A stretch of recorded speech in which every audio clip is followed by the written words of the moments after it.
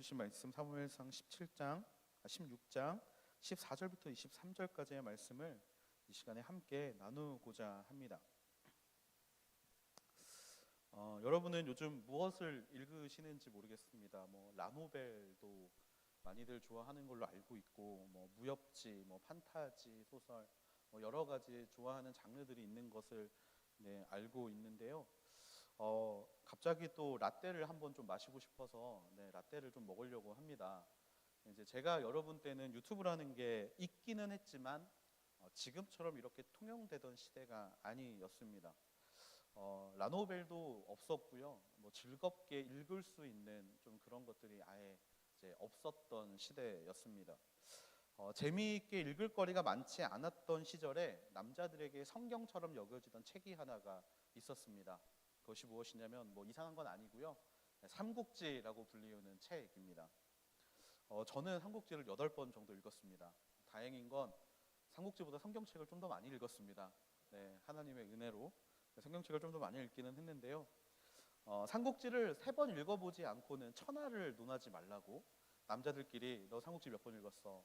한 번도 안 읽었는데 저리 가, 너랑은 천하를 논할 수 없어 라고 이야기할 정도로 저희 시대의 고전이 이 삼국지라는 책이었습니다. 그 삼국지를 처음 펼 때 첫 페이지에 써있던 글은요, 지금 생각해도 참 잘 썼다라고 생각이 들어요. 무슨 글이냐면 영웅은 난세에 태어난다, 두둥이라는 그런 글씨. BGM 세대니까 제가 입으로 BGM을 좀 넣겠습니다. 그 영웅은 난세에 태어난다라는 이 말이 어린 시절에 영웅이 되고 싶었던 어떤 저의 감성을 좀 자극했고, 이 말을 보면 볼수록 약간 지금 생각하면 좀 오글거리긴 하지만 그때만 하더라도 모든 남자들의 로망이 바로 이런 모습, 이런 영웅의 모습으로 살아가는 것이었습니다. 이스라엘이라는 민족에게 어려움이 찾아왔을 때 그들을 이끌어가던 예배자들이 있었습니다.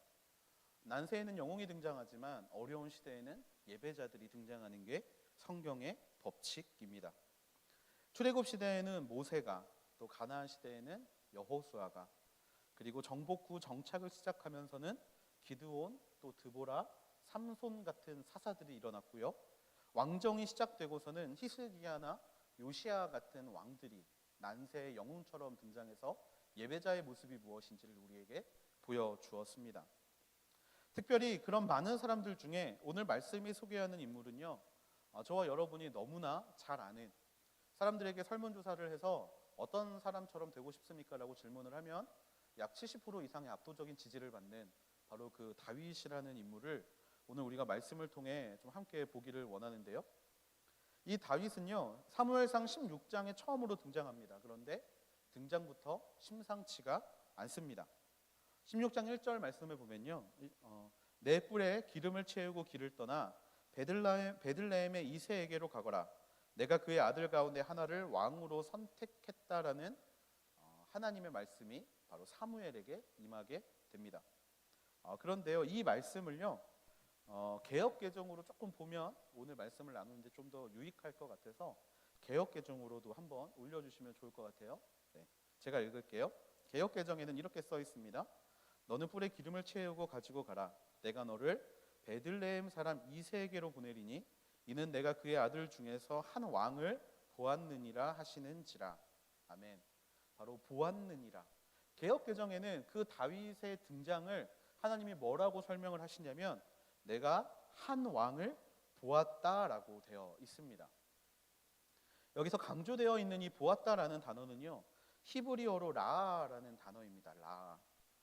지켜보다, 주시하다라는 뜻을 가지고 있는 이 단어는요, 한마디로 다윗이 지금 처음 등장하고 있지만 하나님께서는 그 다윗을 계속해서 주시하시고 지켜보고 계셨다라는 것을 우리에게 의미합니다.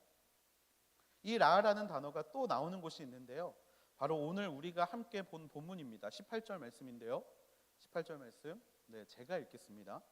신하들 가운데 하나가 대답했습니다. 베들레헴 사람 이새의 아들 하나를 알고 있는데 라고 이야기를 합니다. 이 부분도 개역개정으로 잠깐 보면요, 개역개정에는 이렇게 되어 있어요. 소년 중 한 사람이 대답하여 이르되 내가 베들레헴 사람 이새의 아들을 본즉이라고 되어 있습니다. 하나님께서 보고 있었던 한 사람인 다윗을 하나님뿐만이 아니라 사람도 그를 지켜보고 있었다라는 이야기입니다. 여러분, 이게 뭐 그럴 수 있어요. 그럴 수 있다라고 생각하지만 다윗의 고향인 베들레헴은 정말 어마어마한 깡촌입니다. 깡촌이에요. 이 정말 베들레헴이라고 하면 그냥 아무것도 없는 곳. 예수님 탄생하셨을 때 베들레헴에 무엇이 있었습니까? 아무것도 없었죠. 그러니까 그 별을 보고 누가 찾아왔냐면 목동이 찾아올 정도로 아무도 살고 있지 않은 곳, 정말 깡촌이었던 것이 바로 베들레헴이었다라는 거예요. 그런데 이런 아무것도 없는 깡촌인 베들레헴에 살고 있던 다윗이라는 사람을 왕의 신하 중 하나가 알고 있었다라는 겁니다. 그것도 그냥 아는 게 아니라 바로 지켜보고 있었다라는 거예요. 뭐 오늘날처럼 이렇게 영상통화가 가능한 시대도 아니고 인터넷으로 수많은 기사가 올라오는 시대도 아닌데 어떻게 그를 알고 있었는가? 하나님이 보아도 사람이 보아도 주목할 수밖에 없었던 게 바로 다윗이라는 사람이었다라는 겁니다. 그렇다면 왜 다윗은 이렇게 모두가 주목하는 자가 되었는가? 오늘 본문을 통해서 우리가 함께 그것들을 알아가 보게 되기를 소망합니다. 그런데 그 다윗의 이야기를 시작하기에 앞서서 한 가지만 좀 짚고 넘어가야 할 것이 있어요. 뭐냐면 많은 친구들에게 이제 권면을 하다가 다윗은 이렇게 살았어, 다윗은 이렇게 했대라고 이야기를 하면 이 친구들의 반응이 항상 오는 게 있습니다. 뭐냐면 목사님, 다윗은 기름 부음 받았잖아요 라는 이야기예요. 그는 기름 부음 받았기 때문에, 다른 말로 이야기를 하면 그는 선택을 받았기 때문에 우리와는 다르다라고 생각하는 부분들이 있습니다. 이 이야기를 들을 때요, 좀 두 가지 마음이 드는 게요. 한 가지는요, 다윗의 인생을 따라가려고 참 많이 노력했구나라는 마음이 있고요. 또 하나의 마음이 뭐냐면 다윗을 따라가려고 노력했다가 참 많이 좌절했겠구나라는 마음이 듭니다. 이 이야기가 다윗의 이야기를 할 때 우리와 다르다는 어떠한 표상으로 좀 많이 사용이 되는 부분이 있다라는 거예요. 그런데 그런 분들에게 제가 이 이야기를 해주고 싶습니다. 뭐냐면 왕후 장상의 시가 어찌 따로 있겠습니까? 이 이야기는 무슨 이야기냐면요, 어찌 하나님 앞에 선택받은 한 사람만이 있겠습니까? 라는 이야기를 전해주고 싶습니다. 하나님의 선택론이 전적인 하나님의 계획과 섭리로 진행되는 건 맞습니다. 그리고 그로 인해 기름 부음 받은 사람들이 성경에 몇 명 등장하지요. 그런데요, 그런 선택의 문제가 앞서게 되면 모든 것이 운명 결정론의 문제가 되어버린다라는 거예요.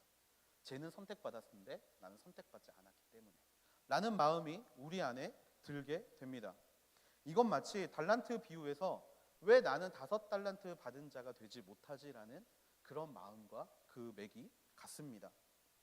하나님께서 나를 1달란트 맡은 자로 세우셨기 때문이야 라는 어떻게 보면 현실 포기, 어떻게 보면 현실의 좌절, 그것을 합리화시키려는 모습, 그리고 그 모습은요, 잘못하면 우리를 하나님이 원하지 않는 방향으로 이끌어갈 수 있다라는 겁니다. 물론 우리 모두가 다윗이 될 수는 없습니다. 왜냐하면 처음부터 하나님이 지으신 그릇이 다르기 때문이죠. 그거는 우리가 인정해야 합니다. 하지만요, 그렇다라고 해서 그 말은 현실에 안주하라는 이야기가 절대로 되지 않습니다. 처음부터 포기하라는 말이 되지 않는다라는 거예요. 하나님의 기름 부으심은 하나님의 선택이 맞습니다. 기름 부으심은 언약을 맺다라는 뜻이에요. 하나님이 기름을 부으시고 그와 하나님 사이에 언약을 맺는 것이 바로 기름을 붓는 행위입니다. 이것은요, 왕이나 대제사장, 예언자 등에게 행하여 그들을 구별하는 과정이기도 합니다.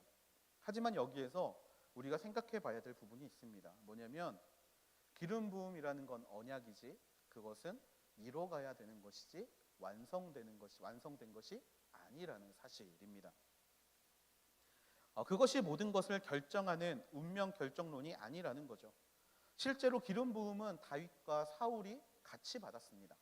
똑같이 젊은 시절에 받았고요, 왕이 되기 전에 받았고요, 그 다음에 똑같이 사람들 앞에서가 아니라 다른 곳에서, 사람들이 없는 곳에서 부음을 받았습니다. 그런데 오늘 14절에서는 뭐라고 이야기를 하고 있냐면 이렇게 이야기를 하고 있죠. 여호와의 영이 사울에게서 떠났고 여호와께서 보내신 악한 영이 사울을 괴롭혔다라고 되어 있습니다. 똑같이 기름 부음 받았지만 사울에게서 하나님의 영이 떠난 장면이 오늘 말씀에 등장하지요. 이 사실은요, 우리에게 희망 아닌 희망을 줍니다. 뭐냐면 바로 기름 부은 것이 모든 것이 결정짓는 게 아니구나라는 희망이죠. 아직 왕이 되지 못한 두 청년에게 똑같이 임했지만 그 결과는 정반대로 나타나는 이 상황을 보면서 기름 부음의 진짜 의미를 우리가 먼저 생각할 수 있어야 한다라는 겁니다. 기름 부음의 진짜 의미는 서로 지켜야 할 것이 있다라는 겁니다.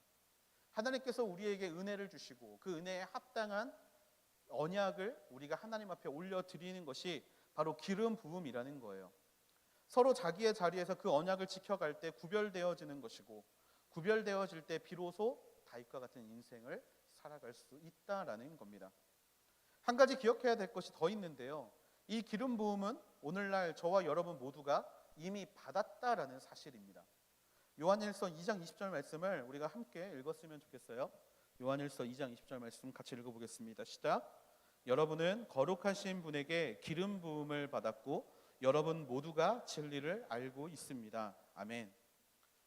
요한은요, 우리가 거룩하신 분에게 기름 부음을 이미 받았다라고 이야기를 합니다. 이 거룩하신 분은 누굽니까? 바로 우리 주 예수 그리스도이십니다. 예수 그리스도께서 우리에게 친히 기름을 부어 주셨습니다. 기름 부음의 결과는 무엇입니까? 우리가 성령을 받은 것이죠. 성령은 기름 부음의 결과입니다. 그 기름 부음은 다윗에게만 임한 것이 아니라 사울이나 몇몇 왕에게 임한 것이 아니라 바로 오늘을 살아가고 있는 저와 여러분에게 모두에게 임하여 졌다라는 거예요. 그렇게 만들어주신 것으로도 모자라 하나님은 한 가지의 말씀을 우리에게 더 해주십니다. 베드로전서 2장 9절 말씀인데요, 같이 한번 읽어보겠습니다. 시작. 그러나 여러분은 택하신 족속이요 왕같은 제사장들이요 거룩한 나라요 그분의 소유된 백성이니 이는 여러분을 어둠에서 불러내어 그분의 놀라운 빛으로 들어가게 하신 분의 덕을 선포하게 하기 위한 것입니다. 아멘. 저는 기름 부음을 받을 일을 하지 않았습니다. 저는 그 정도 그릇이 되지 않습니다라고 말하는 자들에게 하나님은 친히 이렇게 선포해 주십니다. 너는 택하신 족속이다.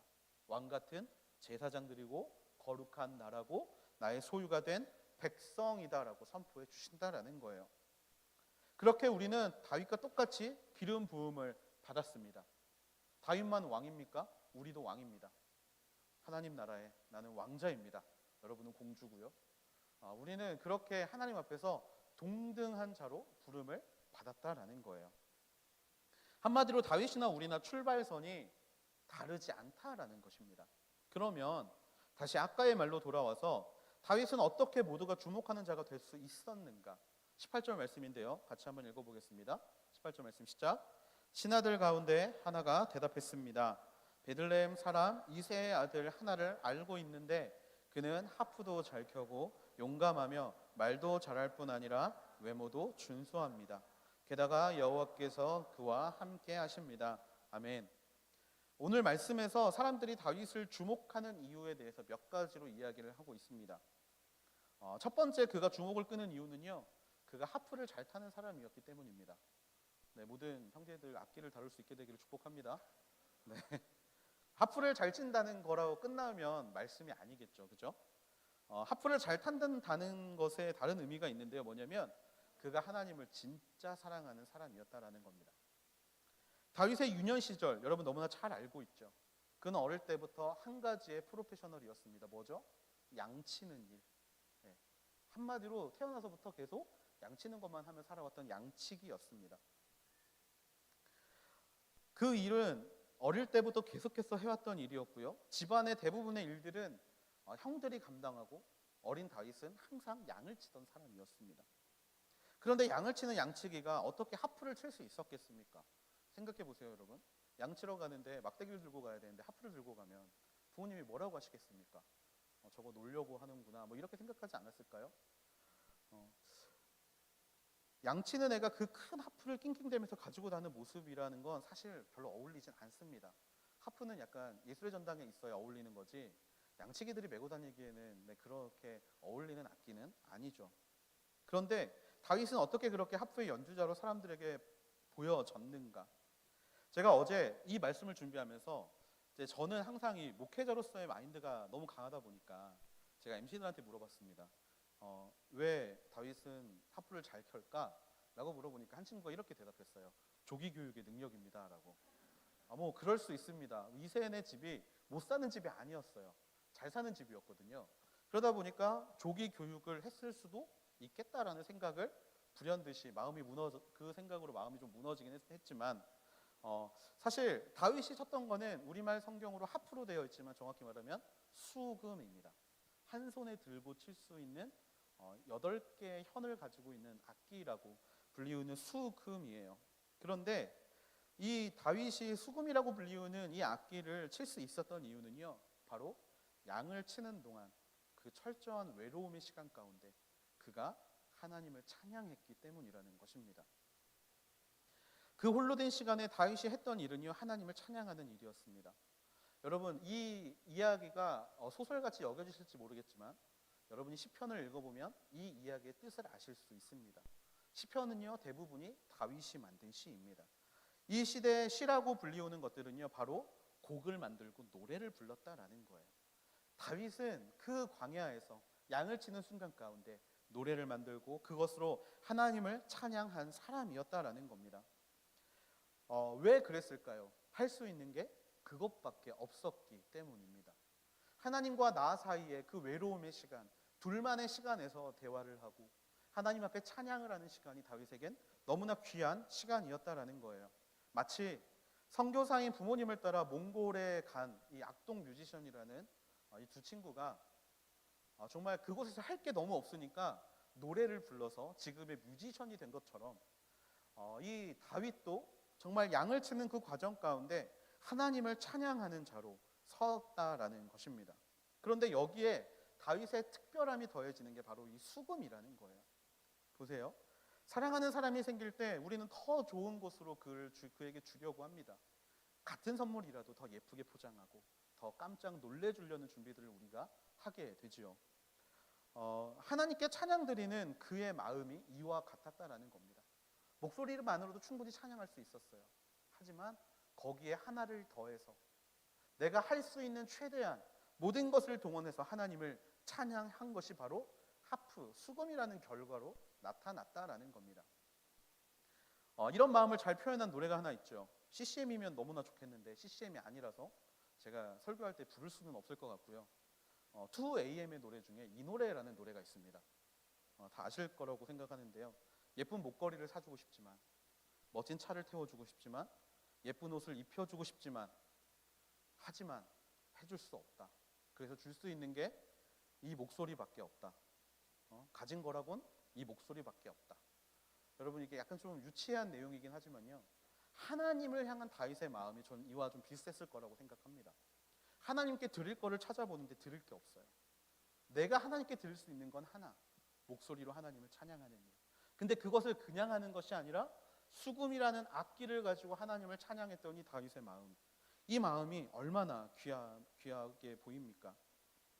지금 다윗의 이 마음이 오늘 저와 여러분의 마음 가운데 있게 되기를 주님의 이름으로 축복합니다. 우리는 한 가지를 기억해야 합니다. 바로 내가 지금 하나님께 드릴 수 있는 것이 무엇인가? 우리는 이것을 끊임없이 생각해 보아야 합니다. 어떤 사람은요, 형편과 상황이 좋아서 많은 것으로 하나님을 섬길 수 있습니다. 하지만 또 어떤 사람들은요, 과부의 두렙돈처럼 작은 것밖에 없어서 하나님 앞에 그 작은 것을 드릴 수밖에 없는 사람들도 있습니다. 그런데 우리는 다 알고 있어요. 하나님께 드리는 것은 크고 작음의 문제가 아니라는 거. 하나님은 무엇을 기뻐하시죠? 우리의 마음을 기뻐한다라는 거. 우리 너무나 잘 알고 있습니다. 그런데 거기서 멈춰서는 안 된다라는 거예요. 한 발짝 더 나가야 합니다. 드릴 수 있는 게 너무 작은 것뿐이라고 해도 그것을 하나님 앞에 어떻게 드릴 수 있는가를 우리는 끊임없이 하나님 앞에서 생각할 수 있어야 한다라는 거죠. 같은 값이면 다홍치마를 하나님 앞에 드려야겠다라는 마음, 하나님은 바로 그 마음을 기뻐하신다라는 겁니다. 다윗은요, 항상 그것이 머릿속에 있던 사람이었습니다. 여러분, 다윗은 하나님께 너무나 큰 축복을 받았던 사람이죠. 잘 알고 계시잖아요. 영원한 그 왕국을 허락받은 사람이 다윗입니다. 그런데 그 약속을 허락받게 된 계기가 있어요. 뭐냐면 성전 건축입니다. 이 부분에서 많은 사람들이 그냥 성전을 지어서 하나님이 축복해 주셨다라고 생각하실 수 있지만 성경을 조금 더 자세히 들여보면 또 다른 이유가 숨겨져 있습니다. 하나님이 다윗을 특별히 대해 주신 것이 아니라 바로 하나님이 다윗이 하나님께 이렇게 말했기 때문이에요. 사무엘하 7장 2절 말씀입니다. 제가 읽어드릴게요. 다윗이 예언자 나단에게 말했습니다. 나는 여기 백향목 왕궁에 사는데 하나님의 궤는 아직도 장막에 있습니다. 이 이야기가 무엇이냐면 모든 원수들과 대적들을 물리치신 하나님이 다윗에게 평안을 주셔서 이 다윗이 이제 왕궁에 살게 됐습니다.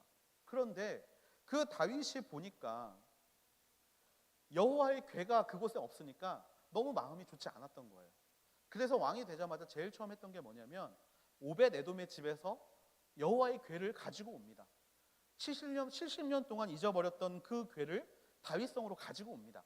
그 과정 여러분 잘 아시죠? 바지가 벗겨지도록 춤을 추는 그게 바로 그 과정이에요.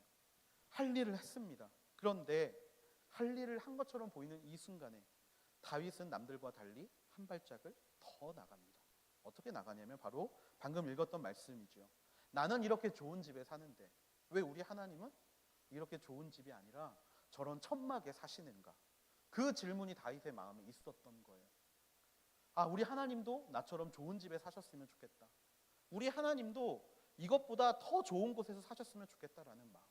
하나님이 그 마음에 감동을 하십니다. 5절에서 7절 말씀인데요. 가서 내 종 다윗에게 말하여라. 나 여호와가 말한다.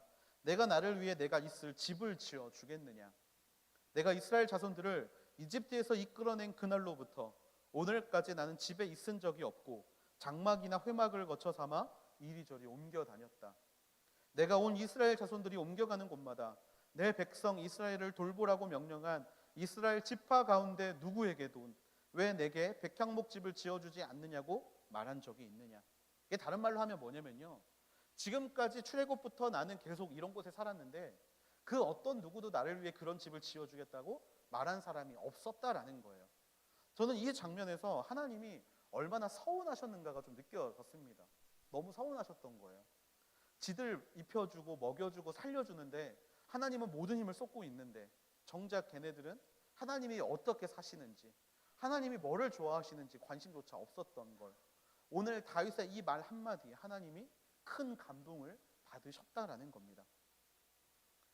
우리 하나님은요, 우리가 하나님을 깊게 생각하면 생각할수록 우리에게 감동하시는 분입니다. 여러분이 더 좋은 것을 드리기 위하여 하나님 앞에 나아가면 나아갈수록 하나님은 그런 여러분을 기뻐하시고 그런 여러분에게 감동을 받으시는 분이라는 거예요. 더 좋은 사실은요, 하나님은 우리의 마음을 오해하지 않는다라는 겁니다. 오해하지 않아요. 제가 양재 온누리교회에 있을 때 좀 힘들었던 일이 있는데요. 뭐냐면 성도님들이 교역자를 대접해 주겠다고 하시면서 개고기집을 데려가시는 거예요. 그러니까 개고기를 먹으면 힘이 난다. 근데 저는 개고기를 못 먹거든요. 근데 그때마다 정말 너무 힘들었어요. 분명히 저를 위해서 식사 대접을 해주시는 건데 제가 못 먹는 거를 이렇게 앞에 가다 보니까 맛있게 먹어드릴 수 없는 그게 좀 마음이 어렵더라고요. 우리의 의도와 그것을 받아들이는 사람의 관계에 의해서 그게 문제가 될 수가 있습니다. 하지만 우리 하나님은 그렇지 않아요. 우리 마음의 본심을 아시는 게 우리 하나님입니다. 좋은 것을 해주려고 해도 오해하지 않으십니다. 그냥 있는 모습 그대로, 우리의 마음 그대로 받아주시는 분이 우리 하나님이라는 거예요. 그 하나님께 우리가 어떻게 나아갈 수 있겠습니까? 하나님을 사랑한다고 고백한다면 그거보다 더 하나님께 달려갈 수 있는 저와 여러분이 되기를 주님의 이름으로 축복합니다. 한 발짝 더 나아가서 하나님을 더 사랑함을 우리의 삶의 모습에서 아름답게 이끌어낼 수 있는 저와 여러분이 되기를 주님의 이름으로 축복합니다.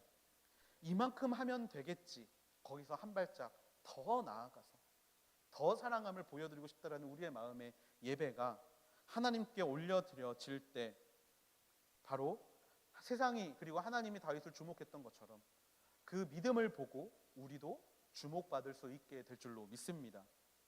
성경이 다윗을 주목하는 두 번째 이유가 있는데요, 바로 그가 용감했기 때문입니다.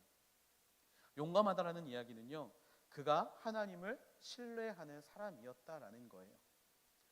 용감하다는 말은 다른 말로 겁이 없다라는 이야기죠. 다윗은 겁이 없었습니다. 여러분도 잘 아시겠지만 겁이 없었어요. 겁이 없었던 이유는 하나님을 신뢰했기 때문입니다. 하나님을 신뢰하는 다윗의 모습은 두 가지로 나타나는데, 첫 번째 신뢰는 나를 준비시키시는 하나님을 믿은 것이고요. 두 번째 신뢰는 나를 지키실 하나님을 믿었다라는 겁니다. 준비시키신 하나님과 지키실 하나님을 믿었다라는 것.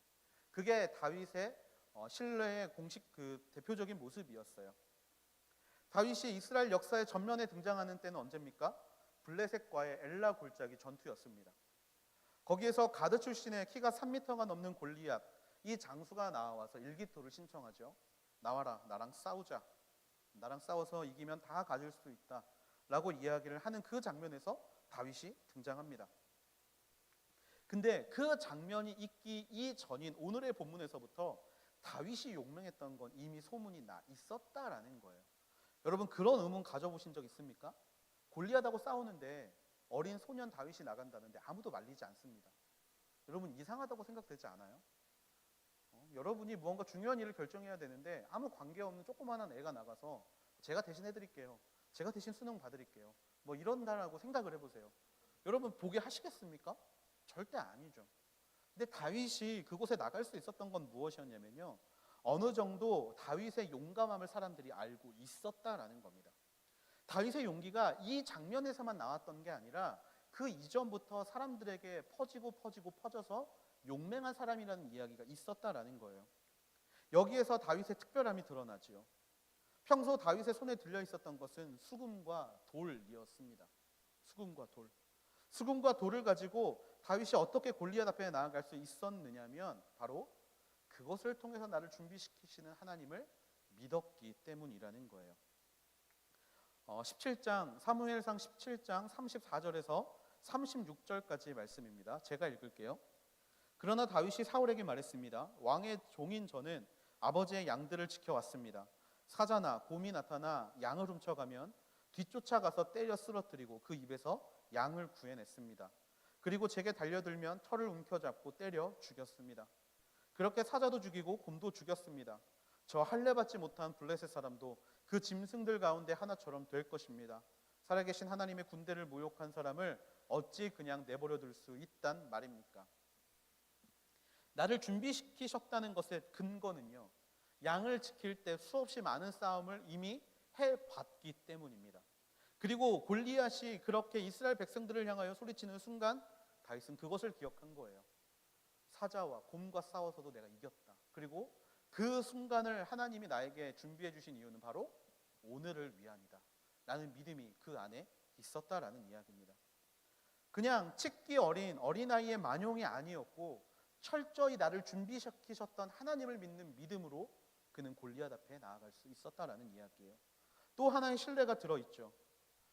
하나님의 군대를 모욕한 사람을 어찌 그냥 내버려둘 수 있단 말입니까? 하나님이라면 저 인간에게서 저를 절대로 죽이시지 않으실 것임을 내가 믿습니다. 나를 지켜주실 것을 믿습니다. 하나님의 이름을 모욕하는 자를 처단하는 이 일에 하나님이 나를 준비해 주실 것을 믿습니다라는 말, 이 말이 사실 오늘 우리에게 얼마나 은혜가 되는지 모릅니다. 사울은요, 자기의 갑옷과 무기를 다윗에게 주죠. 여러분, 이 부분은요 사실 굉장히 감동적인 부분인데요. 왜냐하면 블레셋이 이스라엘이 철을 만들지 못하게 했어요. 무기를 갖지 못하게 했습니다. 그래서 이스라엘에게 있던 무기는요, 철 무기가 딱 두 개가 있었는데 하나는 사울에게 있었고 하나는 요나단에게 있었어요.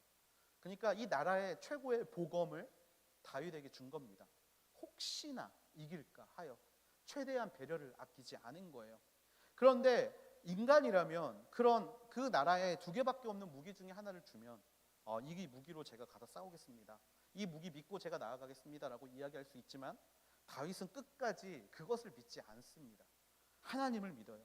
나를 준비시키신 하나님이 나에게 돌팔매질을 할 수 있는 능력을 주셨다는 것을 믿기 때문에 그는 가까운 개울가에 가서 매끄러운 돌 5개를 주어서 골리앗 앞에 나아가게 됩니다.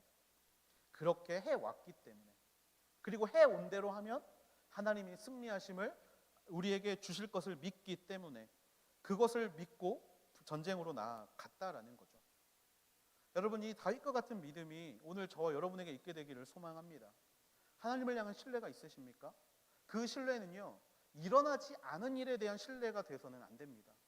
지금 내가 살아가고 있는 이 자리에서 하나님을 향한 신뢰가 아름답게 쌓일 수 있는 저와 여러분이 되기를 주님의 이름으로 축복합니다. 지금 우리가 경험하는 모든 일들은 의미 없는 일들이 아닙니다. 그리고 그 일은요, 하나님께서 지금 나를 준비시키시는 일이라는 것을 우리가 신뢰해야 합니다. 경험하는 모든 일, 그것이 고통이건 기쁨이건 담대함이건 그것이 나를 살게 하는 하나님의 능력이건 그 모든 경험들은요, 내 안에 쌓이고 쌓여서 언젠가 그 일을 통하여 하나님의 이름을 나타내실 그 놀라운 영광의 순간이 우리 앞에 나타나게 된다라는 사실입니다. 진짜 믿음은요, 보지 않고 믿는 믿음이에요. 언젠가 그날이 올 것을 믿으면서 내 안에 하나님을 향한 신뢰를 아름답게 쌓아갈 수 있는 우리 하늘대학부 되기를 주님의 이름으로 축복합니다. 모세는 40년의 삶을 왕궁에서 살았습니다. 그리고 40년의 삶을 광야에서 삽니다. 여러분 생각해 보세요. 왕궁에서의 삶이 광야에서 어떤 도움이 됐겠습니까? 모든 것을 다 해주는 삶에서 내가 모든 것을 책임져야 하는 삶으로 변했을 때 그 경험이 어떤 경험이 됐겠습니까? 하지만요, 그런 모세가 이스라엘 백성들을 이끌었다라는 거예요. 왕궁에서 배운 리더십을 가지고 광야 생활을 했던 경험을 가지고 그 리더십과 경험을 하나로 만들어서 이스라엘 백성들의 출애굽을 이끌어 왔다라는 겁니다. 또 바울은 어떻습니까? 바울 정말 유명한 가말리엘이라는 랍비 아래에서 공부를 했습니다. 굉장히 학문적으로 깊은 과정까지 들어갔던 사람이 바울이에요. 그런데 갑자기 하나님을 만났습니다. 예수 그리스도를 만났어요. 그동안 부정했던 예수 그리스도를 만났을 때 그가 배웠던 그 학문이 그에게 어떤 유익이 되었습니까? 회당에서 사람들과 토론하고 헬라 지식인들과 토론을 하면서 그들에게 예수 그리스도를 증거할 수 있는 계기가 되었다는 사실은요, 바로 오늘 저와 여러분에게 공부하게 하시는 모든 것들, 준비하게 하시는 모든 것들, 경험하게 하시는 모든 것들이 하나님이 쓰실 때가 온다라는 이 사실이라는 겁니다. 그 사실을 믿게 되는 우리 모두가 되기를 축복합니다. 지금 자리 가운데 한탄하고 후회해봤자 달라지는 것들은 아무것도 없습니다. 사실 저도 지난 10년을 굉장히 후회할 때가 많았습니다. 20살에서 30살까지 어떻게 보면 누가 제 인생에서 지워버리고 싶을 때가 있느냐라고 말하면 그 순간을 좀 지워버리고 싶어요. 정말 게임에 미쳐 살았던 그 10년, 정말 그 10년 뒤돌아보면 남은 게 아무것도 없는 것 같은 10년. 그런데 재밌는 거는요, 얼마 전에 차세대에서 제가 고등학교 3학년을 대상으로 설교를 하고 온 적이 있습니다. 그때 주제가 뭐였냐면요, 그래도 괜찮아라는 주제였어요. 공부 좀 못하면 어때? 괜찮아. 하나님은 다 사랑하셔. 이런 주제였는데 어떤 그 고3들 집중력이 썩 좋지 않다는 이야기를 듣고 두려움에 갔기 때문에 제가 어쩔 수 없이 제 썰을 풀 수밖에 없었습니다. 제가 옛날에 게임했던 이야기를 한창 했는데요. 그 이야기가 끝나고 한 권사님한테 연락이 왔습니다. 자기 아들이 지금 그렇게 살고 있다. 한번 목사님이 만나주시면 안 되느냐 라고 연락이 왔어요. 너무나 지워버리고 싶었던 그 과거지만 그 권사님의 아들을 그래서 만나서 지금 그 친구가 교회를 나오고 있습니다. 공감해주고 그다음에 제 이야기를 해주고 그리고 지금의 저의 마음을 이야기해줬더니 정말 제 그 쓸데없는 게임했던 이야기도 한 사람을 살리는 데 도구가 되더라라는 거예요. 그러니까 과거의 모든 것들은요, 하나님이 우리를 이끌어가시는 방향 가운데 분명히 사용이 된다라는 사실입니다. 그 사실은 저에게만 한정 지어지는 사실이 아닌 줄로 믿습니다. 그 자리로 돌아가서 나를 준비시키시고 또 계획시키시는 하나님을 우리가 신뢰할 수 있다라면 우리는 다윗과 같은 기회에 하나님을 향한 신뢰를 보여줄 수 있는 자로 준비될 수 있다라는 것이죠. 그렇게 하나님을 신뢰하는 자는 하나님이 지키실 줄로 믿습니다. 낮의 해와 밤의 달이 우리를 상치 못하게 할 것이고요. 아얄론 골짜기의 전투와 같은 세상과의 전투에서도 기브온 위에 태양이 멈추지 말라고 외쳤던 여호수아의 그 외침처럼 바로 하나님은 우리를 도우실 것이고 지키실 것이고 그 전쟁을 결국에 승리로 이끌어 갈 줄로 믿습니다. 말씀을 마무리하려고 합니다. 다윗이 유명해진 이유는 사실 몇 가지가 더 있습니다. 말씀해 보면요. 네, 이 타이밍에 나오면 안 되는데 좀 웃기는 이야기인데. 네. 다윗이 유명해진 이야기는요. 사실 몇 가지가 더 있어요. 뭐냐면 다윗은 말을 참 잘했다라고 합니다. 그리고 결정적으로 다윗은 엄청 잘생겼어요. 여러분, 잘생기고 말 잘하는 건 어쩔 수 없지 않습니까? 우리가 어쩔 수가 없어요. 이건 따라갈 수 없는 겁니다. 제가 지금 기도한다고 제가 원빈이 되는 건 아니잖아요. 네. 마찬가지로 여러분들도 마찬가지입니다. 얼굴은 바꿀 수 없어요. 말도 바꿀 수 없습니다. 하지만요, 다윗만 보면 진짜 초사기캐입니다. 신앙도 좋고 왕이고, 그죠? 얼굴도 잘생겼고 노래도 잘하고, 최초의 싱어송라이터 아니겠지만 싱어송라이터, 요즘 말하면 정말 아이돌 같은 그런 느낌이 다윗으로 우리의 눈에 보일 수 있습니다. 하지만요, 여러분, 그런 부분에 우리의 마음을 뺏기면 안 됩니다. 하나님이 우리에게 말씀하시는 건 항상 마음이자 중심인 줄로 믿습니다. 그가 하나님 앞에서 인정받았다면 우리도 인정받을 수 있는 부분이 있습니다. 그것은 외모나 어떤 말빨이나 이런 게 아니라 우리의 마음의 중심이 하나님께 달려 있으면 하나님께서 우리를 다윗처럼 인정해 주실 수 있을 줄로 믿습니다. 다윗의 이름의 뜻을 혹시 알고 계십니까? 여러분, 다윗의 이름의 뜻, 여러 학설들이 있습니다. 여러 학설들이 있지만 가장 유력한 학설 중에 하나는요, 다윗의 이름은 아카드어에서 왔다고 합니다. 사령관이라는 이름의 뜻인 다위돔이라는 이름에서 유래되었다고 하는데요. 이 사령관이라고 보면 왠지 멋지지만 이 이름의 진짜 뜻이 있는데 바로 패배라는 뜻을 담고 있는 단어라고 합니다. 그래서 저는 이 다윗을 바라볼 때 이렇게 바라봅니다. 뭐냐면 나를 무너뜨리시는 그 하나님의 사령관으로 살아가는 사람, 그것이 바로 다윗의 인생의 정체성이라고 생각합니다. 여러분 어떠십니까? 내 안에 끊임없는 싸움에서 내가 지고 하나님께서 승리하신 그 일을 언제나 우리 인생에서 경험해 볼 수 있는 저와 여러분이 되기를 축복합니다. 결국에 우리는요, 하나님의 주목을 받아야 되는 존재입니다. 하나님께서 주목하셔야 하나님의 눈이 있는 곳에 나의 시선이 머물 수 있고 하나님의 마음이 머무는 곳에 나의 마음이 머물 수 있게 되는 것이죠. 사람과 하나님 모두가 다윗을 주목했습니다. 그 안에 있는 믿음에 주목했습니다. 이제 오늘을 살아가고 있는 우리는요, 동일한 책임을 가지고 살아가야 합니다. 우리 안에 있는 믿음을 하나님도 주목하게 되고 세상이 주목할 수 있도록 그렇게 다윗의 모습을 따라 살아가는 저와 여러분이 되기를 주님의 이름으로 간절히 축복합니다. 그렇게 하나님과 세상이 주목해가는 사람들이 모여있는 공동체, 하늘 공동체, 그래서 이 사람들이 세상에 나아가서 세상의 모든 견고한 진을 무너뜨릴 수 있는 공동체, 하늘 공동체, 그 공동체가 되기를 간절히 소망하고 그 공동체 안에 함께하는 우리 모두가 그런 다윗과 같은 사람들이 되기를 간절히 소망합니다. 우리 주신 말씀을 가지고요, 이 시간에 좀 결단하며 나아가면 좋겠어요. 다윗이 이런 마음으로 오늘날 태어났으면 어떻게 하나님을 찬양했을까를 아까 이제 그 사무실에서 열심히 좀 준비를 하고 있었는데 이제 하나님이 다른 친구의 입을 통해서 이제 저에게 주셨던 찬양인데요. 여러분 잘 아는 찬양입니다. 내 삶은 주의 것이라는 찬양인데요. 우리 이 찬양을 좀 다윗의 고백으로 여기고 우리 하나님 앞에 이제 내가 그런 인생을 살겠습니다 라고 고백하는 마음으로 가능하신 분들은 자리에서 일어나서 같이 하나님께 찬양하면 좋겠습니다.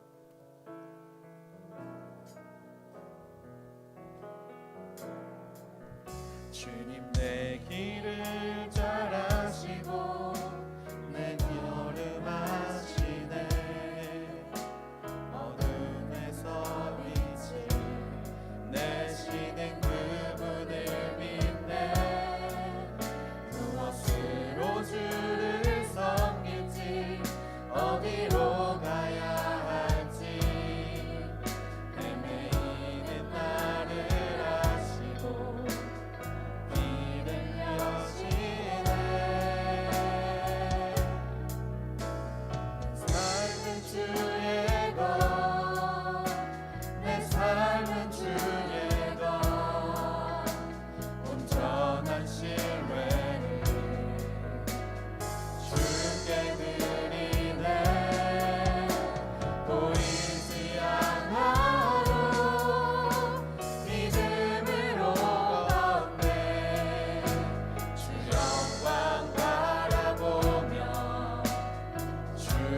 다시 한번 고백하겠습니다. 내 삶은 주의 것, 내 삶은 주의 것, 내 삶은 주의 것, 온전한 신뢰를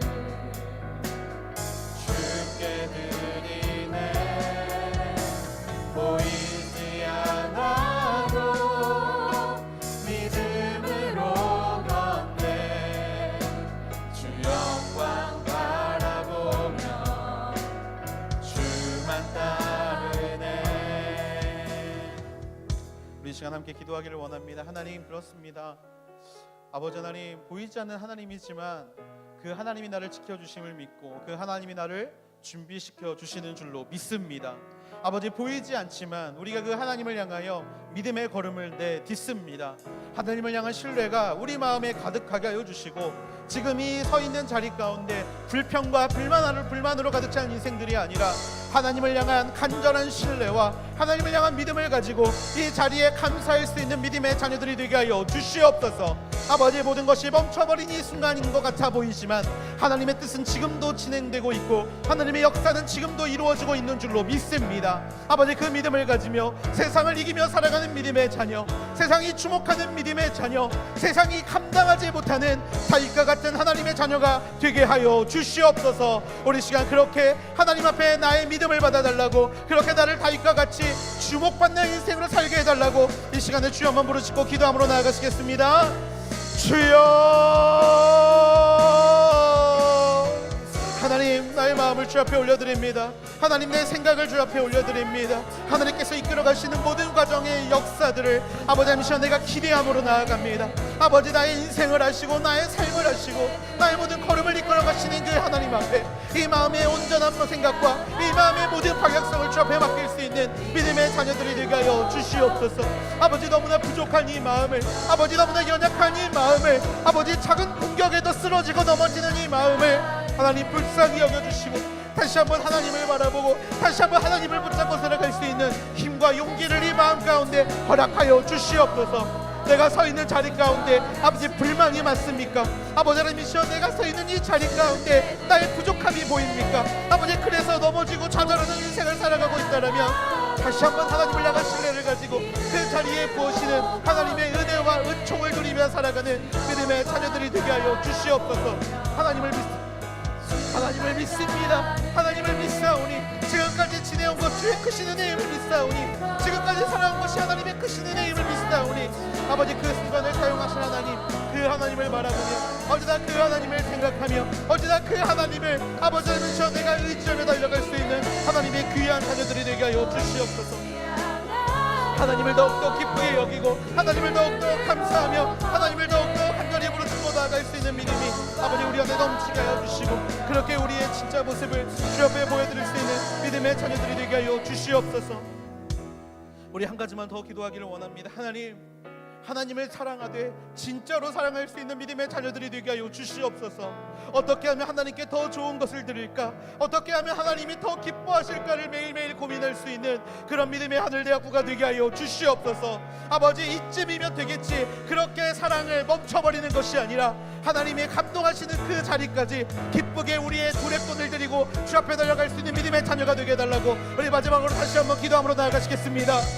주여, 이 마음을 받아 주시옵소서. 하나님, 우리의 생각을 받아 주시옵소서. 아버지, 끊임없이 하나님 앞에 기도하고 끊임없이 하나님의 사랑을 간구할 수 있는 그런 믿음의 자녀들이 되게 하여 주시옵소서.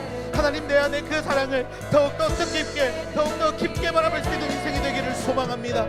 하나님, 특별히 하나님을 사랑하되 진짜로 살아갈 수 있는 자가 되게 하여 주시고 끝까지 살아갈 수 있는 자가 되게 하여 주시고 내가 드릴 수 있는 가장 귀한 것을 주 앞에 드릴 수 있는 믿음의 자녀들이 되게 하여 주시옵소서. 부으시는 하나님의 은혜를 아버지, 넘치게 알게 하시는 하나님의 은혜를 아버지 우리가 알게 되기를 원합니다. 아버지, 그의 합당한 반응이 아버지 우리 모두에게 있게 되기를 원합니다. 하나님을 더욱더 사랑하는 자의 모습으로 어떻게 하면 하나님이 더욱더 기뻐하실까를 고민하는 자로 어떻게 하면 그 하나님 앞에 이 진짜 사랑을 보여드릴 수 있을까를 아버지 고민하는 자로 우리를 세워주시고 아버지 그렇게 하나님을 부르짖고 나아가는 모든 인생마다 하나님을 만나고 하나님을 경험하고 하나님 하나님의 그 믿음을 아버지 다시금 가지고 돌아올 수 있는 하나님의 귀한 자녀들이 되게 하여 주시옵소서. 사랑합니다 주님. 아버지 나의 모든 죄악들과 나의 모든 부족함들을 아버지 하나님이시여 하나님께서 우리를 언제나 품어주셨던 그 믿음을 아버지 우리가 오늘 가지고 있음을 고백합니다. 아버지 죽을 수밖에 없는 우리를 살리신 하나님을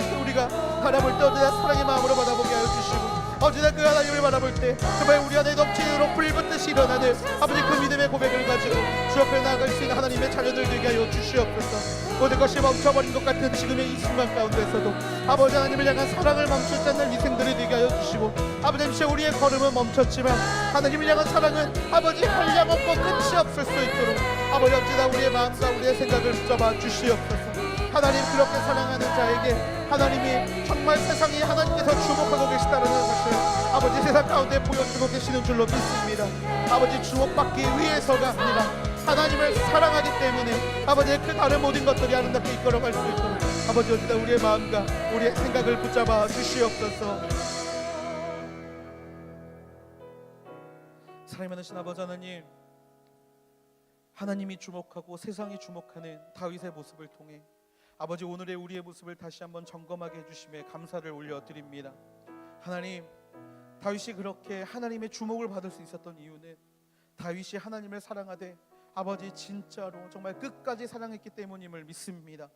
아버지 남들이 생각하지 못하는 아버지 그런 부분들까지도 하나님을 사랑하는 마음으로 모든 것을 아버지 정말 바라볼 수 있었던 다윗의 마음이 오늘 이 시간 이곳에서 예배드리고 있는 아버지 우리 모든 하늘대학교의 지체들의 마음 가운데 동일하게 임하게 될 줄로 믿습니다. 아버지 하나님, 정말 내 생각에 더욱 좋은 것으로 하나님 앞에 드리기를 원하는 마음들, 내 마음에 더욱더 하나님을 기뻐하기를 원하는 마음들이 샘솟듯이 일어나게 하여 주시고 그 마음으로 하나님을 기꺼이 섬길 수 있는 믿음의 자녀들 되게 하여 주시옵소서. 아버지 이쯤 하면 됐다라고 스스로 한정지어버리는 사랑의 모습이 아니라 예수님께서 당신의 생명을 우리에게 끝까지 부어주셨던 그 사랑을 붙잡고 하나님께 우리의 마음을 끝까지 전할 수 있는 그런 귀한 자녀들이 되기를 소망합니다. 아버지 하나님이시여 또 하나 기도하는 것은 하나님, 특별히 하나님을 끝까지 신뢰할 수 있는 믿음의 자녀들이 되게 하여 주시옵소서. 지금 내가 서 있는 이곳이 사망의 음침한 골짜기이건 아버지 하나님 정말 끝도 없이 펼쳐지는 전쟁터이건 아버지 그렇게 절망과 좌절로 가득 찬 걸음이라도 아버지 하나님 그 일은 하나님께서 정말 우리를 사용하실 그 날에 아버지 하나님이시여 필요한 일인 줄을 믿습니다. 아버지 그 이야기는 하나님이 그러한 과정에서도 나를 지켜주신다라는 이야기고 아버지 그 모든 순간 가운데 하나님이 함께하여 주신다라는 이야기임을 믿사오니 주여 모든 상황 가운데 불평하지 않게 하여 주시고 모든 상황 가운데 우리에게 그 일을 허락하신 하나님께 도리어 감사의 기도, 믿음의 기도를 올려드릴 수 있는 그런 귀한 하늘대학구들이 되게 하여 주시옵소서. 아버지 우리의 삶이 의미 없는 삶이 아님을 고백합니다. 언젠가 하나님이 사용하실 그날에, 언젠가 하나님이 쓰실 그날에 아버지 우리에게 경험하게 하신 놀라운 것들이 아버지 하나님이시여 모든 것이 하나가 되어서 하나님의 놀라운 방법으로 변하게 될 줄로 믿습니다. 아버지 언제나 그 믿음을 가지고 오늘을 감사하며 하나님을 신뢰하며 살아갈 수 있는 믿음의 자녀들이 되게 하여 주시옵소서. 아버지 그 마음을 품고 주 앞에 나아갑니다. 아버지 우리가 주목받고자 하는 이유는 우리가 드러나기 위함이 아니라 우리 안에 있는 믿음이 드러나 우리를 통하여 하나님의 이름이 증거되기 위함임을 고백하오니 언제나 그렇게 세상 가운데 주목받는 자들이 되게 하여 주시고 하나님께 주목받는 자들이 되게 하여 주시고 끝까지 이 세상 가운데 하나님의 진짜 사람으로 주목받을 수 있는 믿음의 하늘대학구가 되게 하여 주시옵소서. 아버지 또 한 주가 시작되는 모든 여정 가운데 하나님 동일한 믿음을 허락하여 주시고 아버지 빛을 내기 어려운 시대이지만 아버지 하나님이시여 그 과정 가운데서도 아버지 어김없이 하나님의 얼굴에 빛이 났던 모세의 모습이 오늘 이 자리에서 예배드린 모든 하늘대학구 머리머리 위에 동일하게 임할 수 있도록 주여 역사하여 주시옵소서. 그렇게 행하신 하나님께 모든 찬양과 영광 올려드리며 사랑이 많으신 예수님의 이름으로 감사하며 기도드렸습니다. 아멘.